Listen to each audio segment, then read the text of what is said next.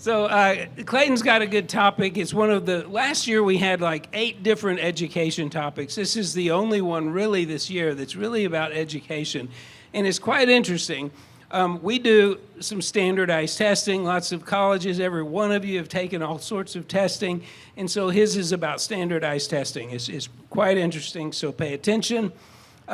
He liked to thank God for giving him the opportunity to write and present this thesis. He says, I would also like to thank Mr. Wade Strickland for helping me write my thesis properly.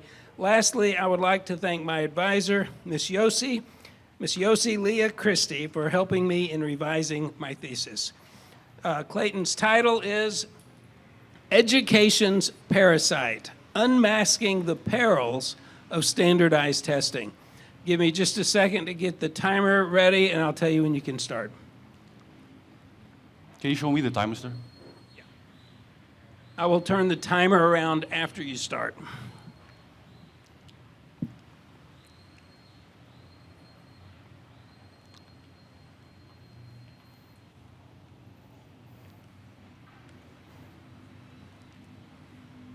All right, you can start whenever you're ready. You spent weeks preparing. Late nights, blurry eyes, a desk buried in notes and flashcards, because this standardized test, matters. Everyone says so. It decides your future. Scholarships, colleges, opportunities. So you walk into the room with your heart pounding and your stomach twisted into knots. The test starts. You read the first question, and unfortunately, your mind won't cooperate. You know you've seen this before, but now your thoughts keep circling back to the stakes. What if I fail? What if this ruins everything? You try to focus, but the pressure is louder than the questions. Time runs out before you even finish. You leave answers blank. Not because you didn't know them, but because the fear got there first. Today, I stand before you to ask, is this how we want to measure our children's promise? Is it fair to bind bright minds to a moment of silent panic? Let us explore the perils behind standardized testing, an assessment that has transformed from simple measures of knowledge into emotional trials that challenge the very spirit of every student. The earliest use of standardized testing traces back to 1st century China under the Han Dynasty, in which government officials used rigorous examinations based on Confucian classics to select candidates for civil service positions. Inspired by this model, British colonial administrators implemented similar examinations in their territories, a practice that soon spread across Europe during the Industrial Revolution. Standardized testing in the field of education was then popularized by a man named Horace Mann. He returned from observing European schools and was convinced that standardized written tests were far more efficient than traditional oral assessments. Then, as a secretary in the Massachusetts Board of Education, he mandated the use of such testing throughout public schools in Boston. Mann's goals were twofold: to sort students by ability and to enable the external observation of schools. The sheer efficiency of standardized testing made it a ubiquitous attribute of American education.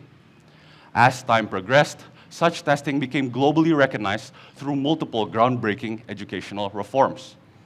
Now, tracing back to the basics, a standardized test is defined as an assessment where all test takers respond to questions drawn from a common pool and are scored uniformly to facilitate objective comparisons across large populations.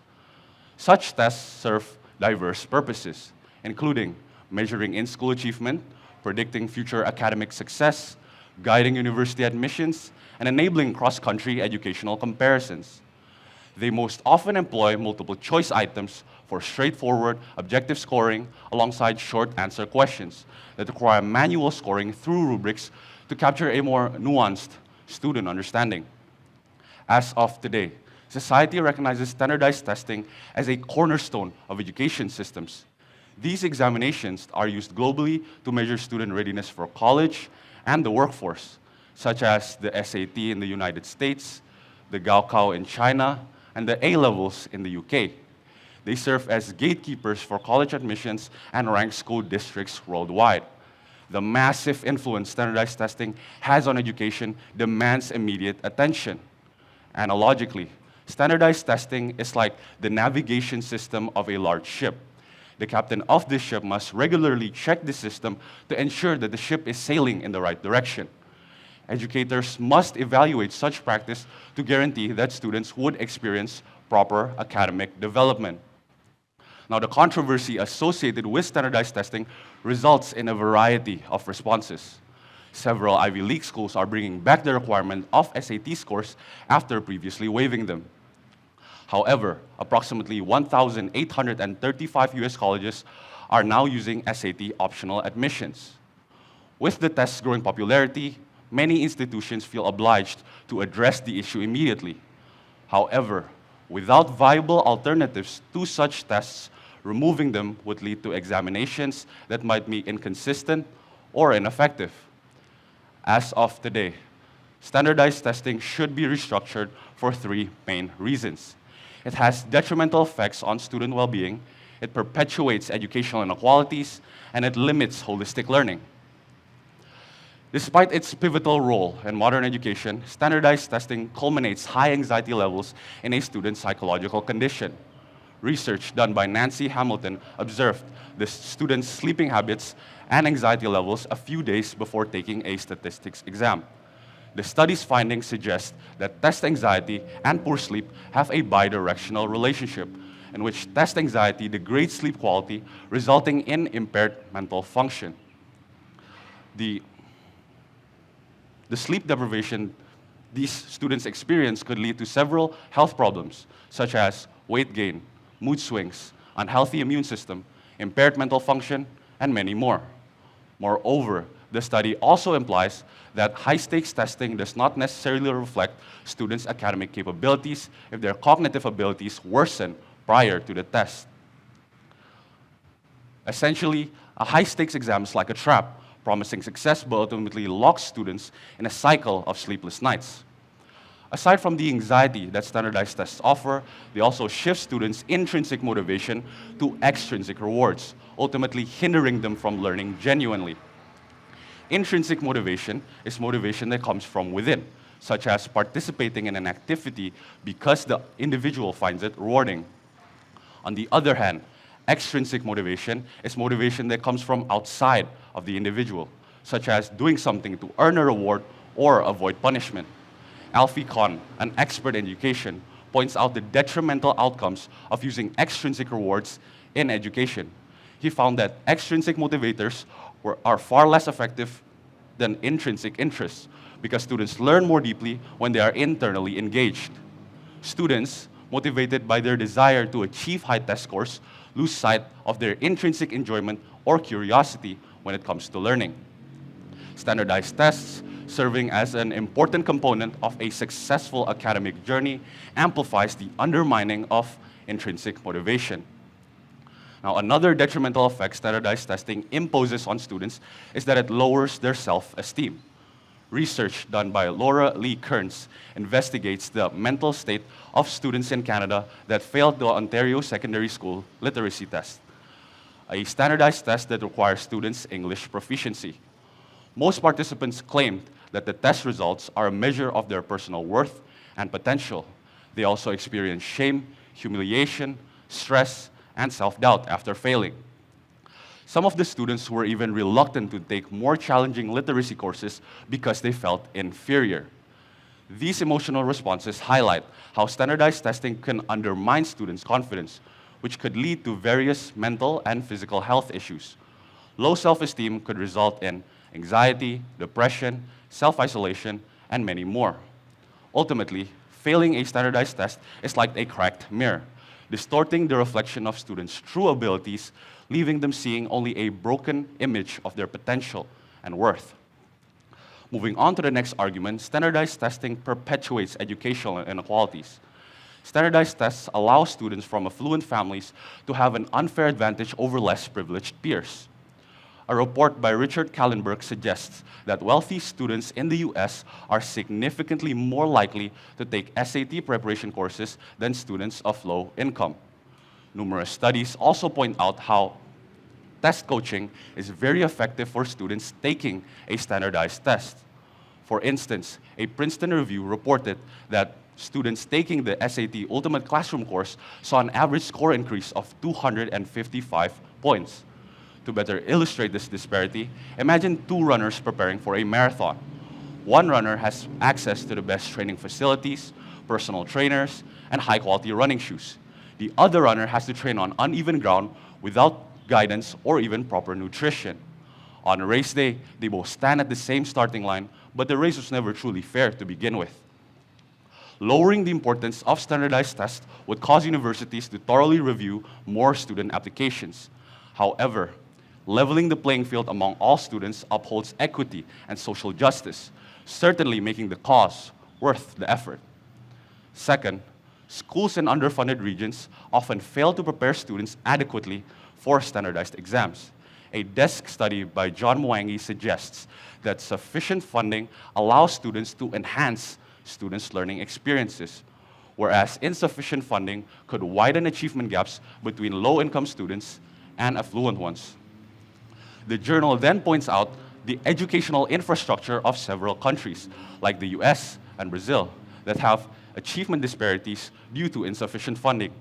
The existence of insufficient funding within educational systems worldwide caused students from underfunded schools to have a hard time competing with their peers from well-funded schools. Simply put, standardized tests penalize students from underfunded schools and rewards those who have access to better schools.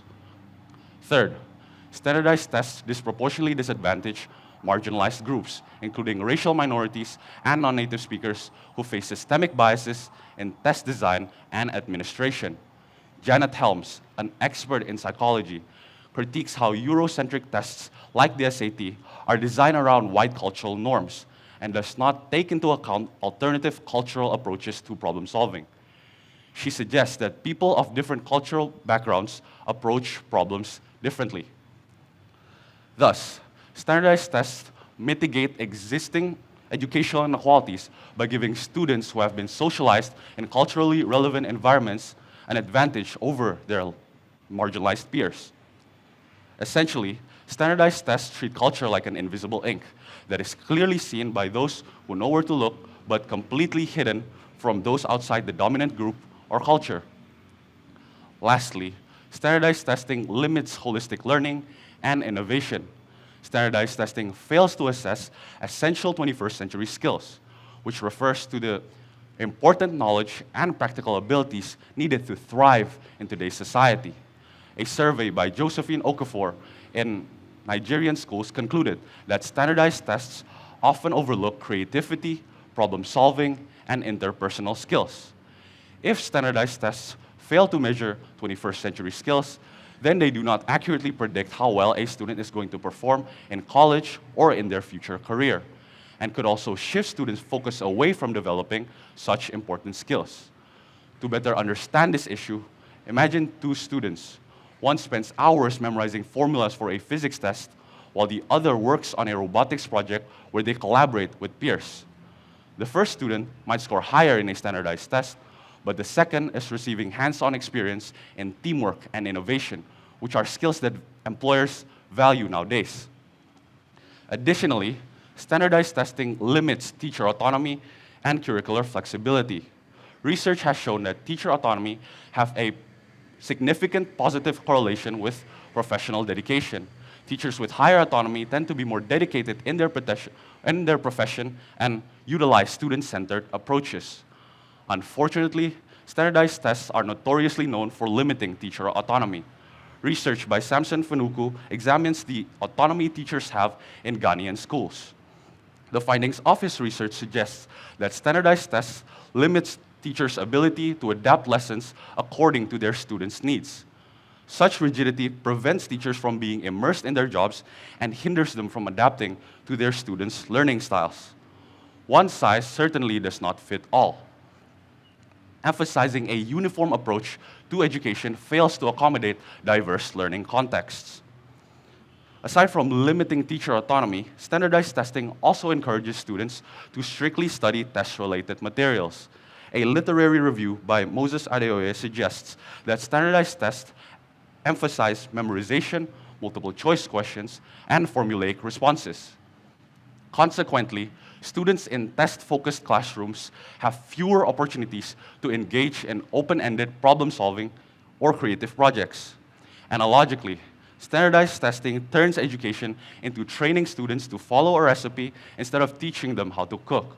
Instead of experimenting with different ingredients, students are simply told to memorize steps and repeat them exactly.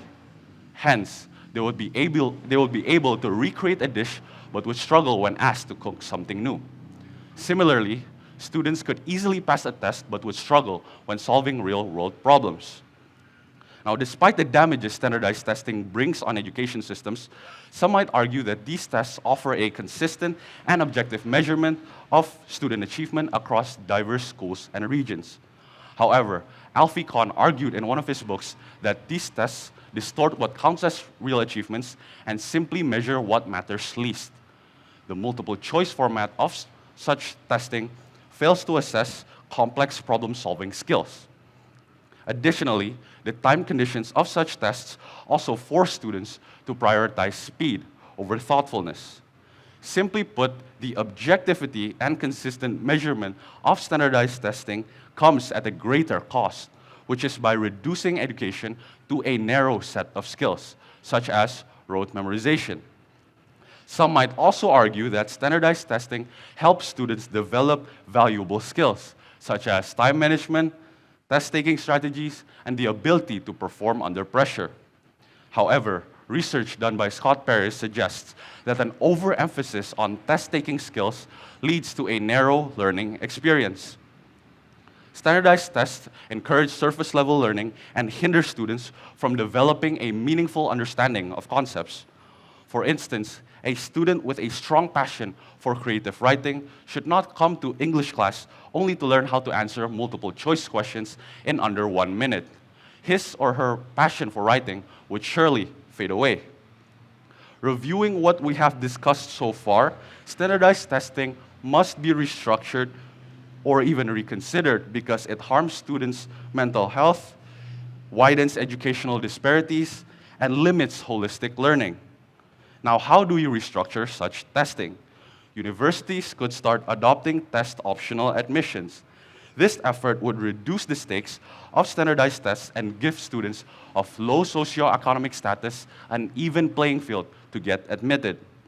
The tests themselves could also account for 21st century skills and be subject-specific, so that students are able to express their abilities in subjects that they are most passionate about.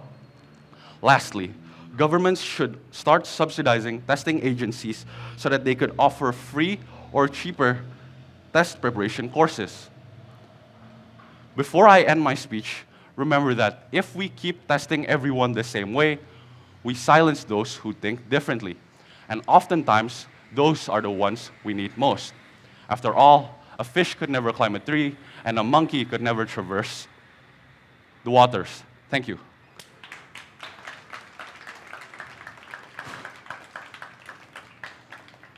Well, great job, Clayton. Yeah. Our panelists today are Ms. Peeping and Ms. Rereen. How about Ms. Rereen can go first?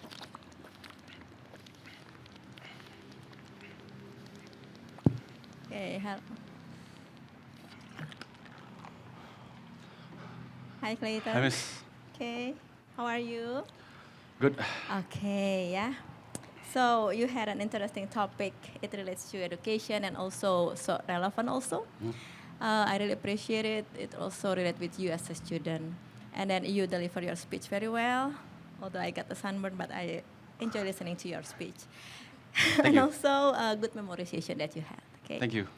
So I have several questions. My first question is, you know that our school is Cahaya Bangsa Classical School, right? Yeah.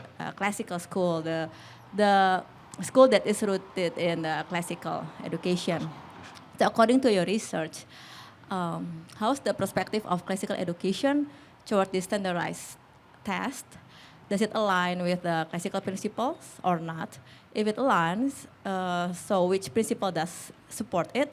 If it does not align, which core values that conflict with? Are you asking if standardized testing aligns with the principles of classical education. Okay, can I have a moment to process my thoughts? Okay.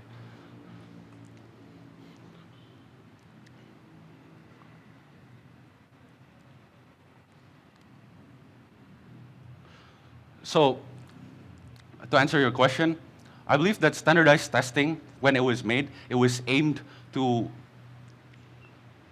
uphold the principles of classical education. However, I have proven it to be ineffective, and so that's why it needs a change. But if we're talking about what the purpose of standardized testing is to measure students' academic merit, which, in my opinion, upholds the principles of classical education. Because classical education upholds a lot of virtues, and by measuring students' academic merit, schools could essentially enhance students' learning experiences. So I do think that the purpose of standardized testing, sure, it does uphold the principles of classical education, but how it is characterized, how it is executed these days is ineffective. Okay, good.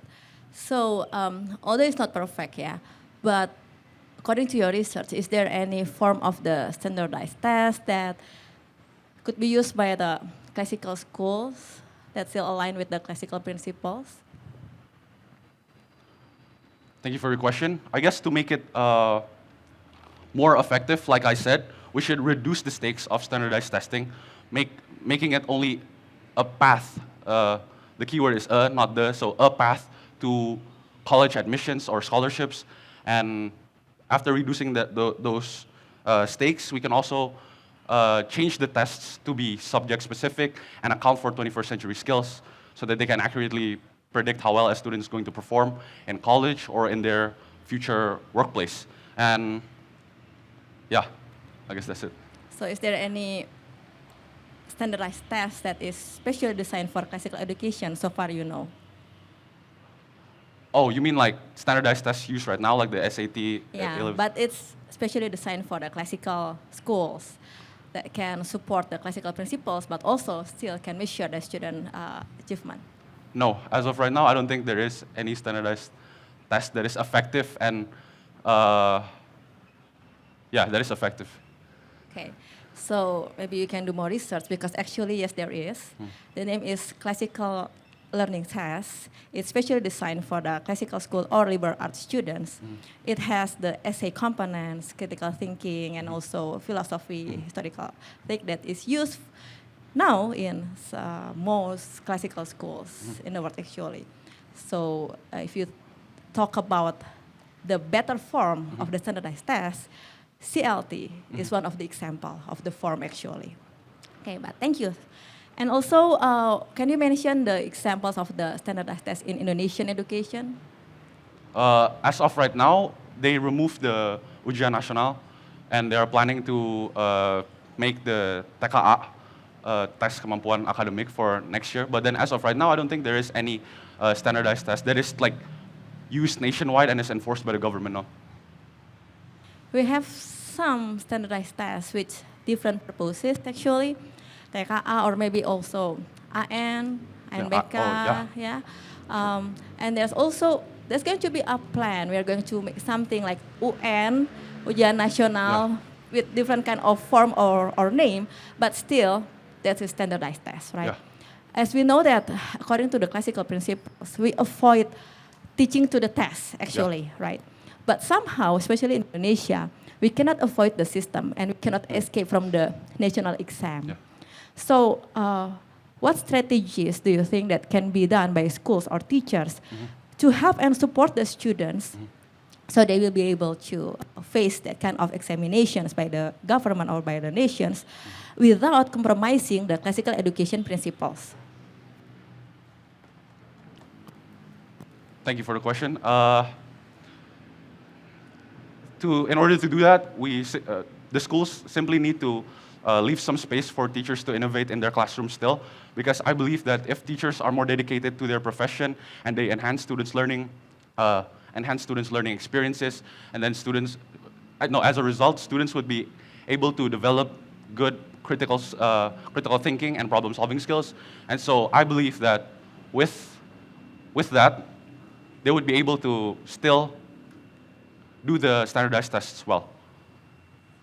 Especially, we teach the student how to think. We give them the tools to Yeah. learn, not only teaching them how to answer in the fast or lots of numbers, right? Yeah. Okay. My last question is gonna be, modify the standardized test. Yeah, that's okay. That's the ideal thing, right? If the scale or the scope is not too big or too huge, still accommodable. But if it's nationwide or international wide, do you think our education system is ready to assess the student if we modify the standardized test into the essay format or portfolios format? Because it requires time, energy also. It cannot be done as fast as we have this current standardized test, right? What's the challenge, do you think, or also the requirements that is needed for the system of education itself so that teachers are equipped to be able to measure that kind of assessment that you propose? So that's true.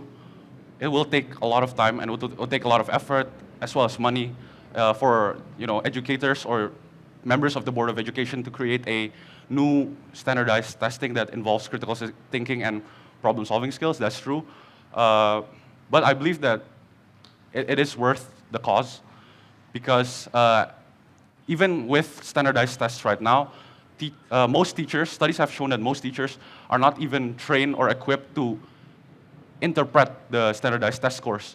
So because the current state of standardized testing right now is very ineffective, why can't we just try to change to a better form of standardized testing? And yes, it would take a lot of time and it would take a lot of effort. Some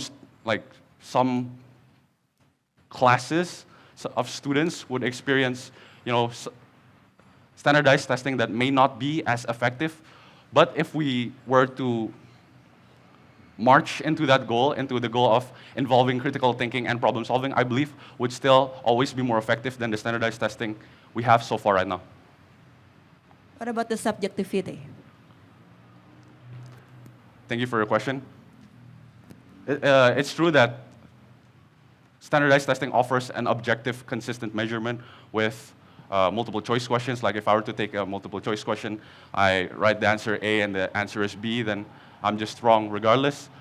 I think the subjectivity is something hard to deal with. It's for that's why we need educators to. That's why I also encourage educators to observe the schools for themselves and look at how they learn, look at how they study, and also for universities to start making their own standardized tests, specific to their subject or specific to their major, and so that it would actually predict how well a student is going to perform in college. And sure, it may be subjective, but then at the end of the day, the admissions officer is the one who is checking the standardized test. So if the answer of the students does not align with their vision, then they couldn't perform well anyways. Yeah. Okay, like differentiate standardized test. Yeah. Okay, well done. Thank you, Clayton. All right. Thank you, Ms. Pipin. Tes. Udah masuk. Udah. Okay. Thank you, Clayton, for the very excellent thesis, and then there's also well written. I love reading the your paper. So there's something that I think you haven't really discussed about, is that how do you suggest to rearrange restructure the standardized test? Are you supposed? You said that you can make the university be a test optional or like blind tests. Yeah. So you're not looking at the scores. So okay. Oh, should I clarify?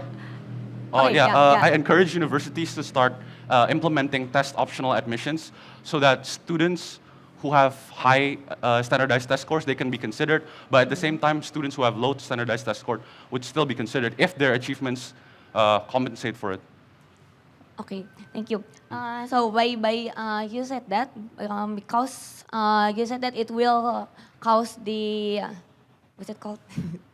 The socioeconomics factor to be lessened. But do you think that the experience will also be increased by those who has higher socioeconomics? So they have more interns, apa namanya, opportunity, and then other stuff. What do you think about that?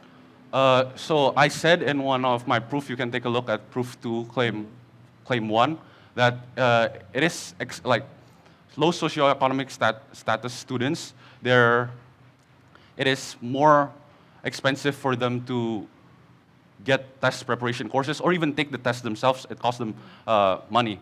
So it is actually cheaper for them to join extracurricular activities provided by the schools.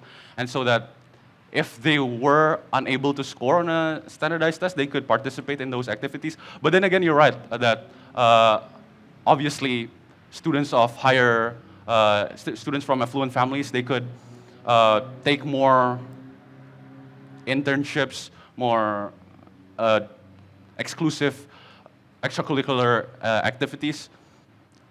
But then again, that what I'm trying to do is, we couldn't erase all socioeconomic disparities because it exists everywhere. So at least we're just minimizing it. Yeah. Okay, thank you for the answer. Okay, so talking about the economic disparity, maybe also continuing from the question from Ms. Ririn, how about the, so you said that we need another different test. So actually, if you know, this, apa namanya, the UTBK, then UTBK, the UTBK test is now already been changed. So instead of testing mathematics, instead of testing chemistry and other stuff, it is now tested for literacy, literature and numeracy. So yeah, literacy. So it is not talking about the like how, it is more like how you understand the context. Ya kan? And then the numeracy is not how you count, but it's like more kayak mathematical, logical thinking, something like that. Because apa namanya, the previous education minister, yeah, he was like apa namanya, inspired from Finland, gitu kan. But how do you think it impact to our country? Kayak, how does it impact the lulusan, the graduates that enters the university? So I apologize, I do not know much about the UTBK. Yeah, Can I ask you, what is this test used for? Is it for to graduate, or is it for So just? sorry, for admission. So Oh, for admissions. we don't have any UN anymore, right? So we don't have that standardized test for the apa namanya, for graduating the high school. However, we still need like a filter to who is going to get into for example like public schools, university, gitu kan. So they are using, I think this is already similar to what you are thinking, like standard the test, because it is not talking about the mathematics that doesn't matter. It is actually about the logic, because the logic is all gonna need the logic, right? You agree? So how do you think it's how it is being implemented, or do you need more? Okay. Thank you for the question. I think it's, I think if, considering of everything that you just said, because I don't know much about the UTBK, I think it's great. I think that they're testing something that's very basic, like logic, and so perhaps it could predict how well a student is going to perform in college. And even though it's like more effective than the common standardized testing that we have right now, I think that I still encourage universities to implement subject-specific assessments so that the standardized test students take is specific to the major that he is going to take. if it is specific to the subject, for example, if you're going to take chemistry and then you were tested with chemistry, isn't that already be done? No. Thank you for your question. Yeah. Obviously, not chemistry on a university graduate level. Perhaps just chemistry on what the vision of the chemistry major of the university needs. So if they need students who are applying to them to know basic chemistry knowledge, then they could test them on basic chemistry knowledge. Okay, yeah. Isn't that like AP chemistry? I think Yeah. AP chemistry, Yeah. yeah. So you agree with AP chemistry testing? So I think APs are great, but then the problem with APs is that they cost a lot of money to take and to prepare. And so I would encourage universities to create their own subject-specific assessments so that and it's not expensive. Okay, what if another alternative? Can you think of another alternative? So because if every university had to make their own test, actually we already did that. Kayak UGM they have Yeah. their own, kayak UI also have their own, SIMAK UI kayak gitu kan. Yeah. But what if? Or do you have any other alternatives before I say my? Aside from what is written in the per ratio, Yeah, maybe. About the standardized testing. I guess there's also performance-based assessments where students are tested. So it's still standardized. Like students are tested, but then in terms of projects, so that it involves more creative thinking and problem solving. Yeah, Okay. that's another Yeah, alternative. I see. Okay. Which is- I was thinking, what if we kind of force the standardized testing to be cheaper? Yeah. If it is cheaper, then it will maybe if it is cheaper, and then maybe you can retake it, so it will dissipate. You said that one of the main detrimental cause of the testing is because of the high nervousness.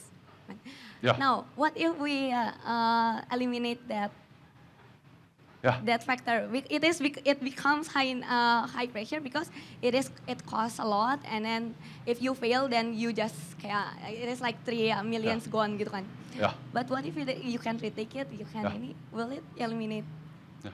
I think that's great. That also reduces the stakes. I didn't consider that perspective, but yeah, it's a great solution. If standardized tests they cost cheaper, then the people of low socioeconomic status could take them more, and yeah, it reduces the stakes, and therefore they wouldn't be as nervous or as anxious when doing the tests, and which would result in a better academic performance for them.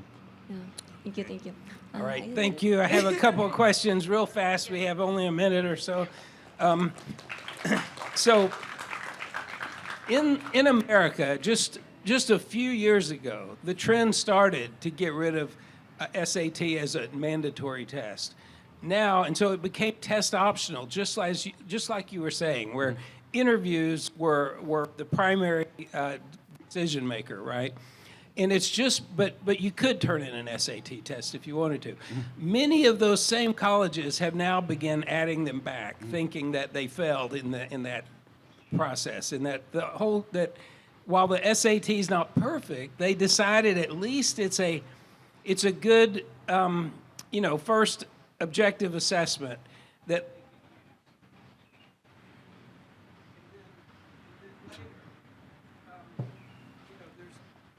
And so then later, they might be able to go to one of their additional colleges and show that they're good and then come in later if they don't pass their SATs. But they tried that, and they've decided it was a failure. So how do you respond to that? So yeah, you are right. Several Ivy League schools are bringing back the requirement of SAT scores after previously waiving them. And this is the fact that they wanted to bring back the SATs because they just removed it without having any viable alternatives to the tests. And so perhaps because of that, they're not accepting high quality students. So I think that they should do they should think first. The educators in the Ivy League schools, they should discuss, do a lengthy discussion on the standardized testing that they should make for their own unis. Okay. All right, time is up. Thank you, Clayton. You did a great job. Yeah, good job. So what we'll do now is friends and family and panelists and advisor meet up here for photos.